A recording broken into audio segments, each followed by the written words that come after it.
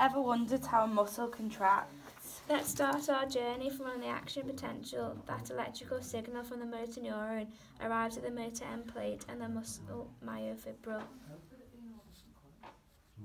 When the action potential from the motor neuron travels down the T-tubules, it causes calcium to be released from the sarcoplastic reticulum. Calcium is released from the sarcoplastic reticulum, the calcium store in the muscle. It surrounds the myofibrils in each muscle cell. Actin is an important protein chain. It was one of the two important myofilaments involved in muscle contraction. The blue part of actin represents its binding sites. Our troponin becomes active and changes its shape when it catches the calcium.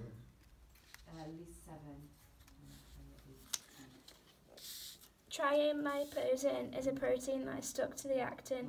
It looks a bit like a rope and covers the actin binding sites. This occurs when the muscle is relaxed, and when it covers the binding site, the muscle myofilaments cannot shorten, and so the muscles cannot contract.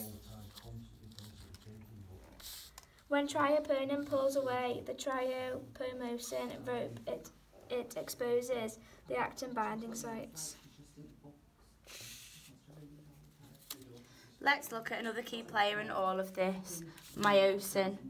Myosin is a thick protein. It sits just beside actin and has a series of what look like tadpoles attached to it. These tadpoles are super important as they can actually move. To move those myosin heads requires energy, so where does energy come from? There is a molecule called ATP, and this is an energy molecule when it's broken down by an enzyme called ATPase.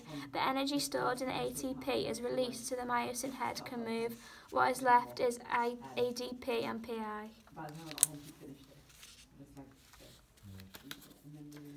The cock position. The myosin head is in the cock position, ready to bind to actin. As ATP is used to charge the configuration of the myosin head, it now has to wait until the actin binding sites become exposed. As soon as the actin binding site is exposed, the high-energy myosin head leaps into action, forming a cross bridge between myosin and actin. As soon as myosin binds to actin, the myosin head uses the energy molecule ATP. As myosin uses that energy, it changes shape and moves through the power stroke, pulling the actin molecule towards the M line.